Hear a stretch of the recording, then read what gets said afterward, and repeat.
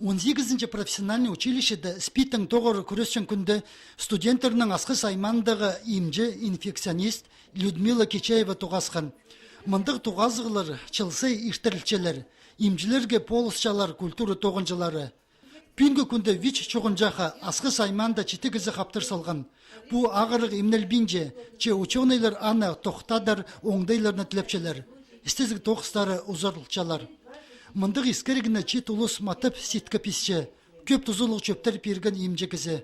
Көп тұзы пішіл мындық акциялар. Чылсай мындық акция біздің училищеде ертерлікше. Біздің волонтерлардың қады, ТК-дан қады, аймақ басқа субъект профилактикадан қады ертіршіпс, баларға қынық, баларды ол чұртасты пек тұдынарға үгіретші, базы наркотиктердің, арағының, айғазыға чарытпен үгіретші, чүштігі олар жоқ.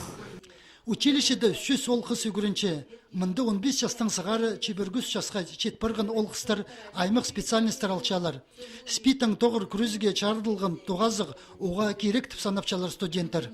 Көбісі молодежь наркотиктер принимать пульшелер, а ол как инфекция, если біргізі, например, потреблять болсын, ол шприцтің где басқа кізге шарабыз немеді, друкул ақшы вечтің, аны үшін сақшы менемет басқа. И көбісі арақсылар, біргізіне хуме семьялардың олар выхы шоғы тапенжер, білбенжер қадеп оларға, аны үшін неме қадеп оларға пулзырға сақшы мен.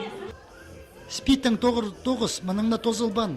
Уроктар соның студенттер, волонтерлар болып автовокзалда, рынокта тоғасқан чонға, чуғынжақ ағырығыдан ары чылынырдыңар искергілік жажырынарыны таратқанар.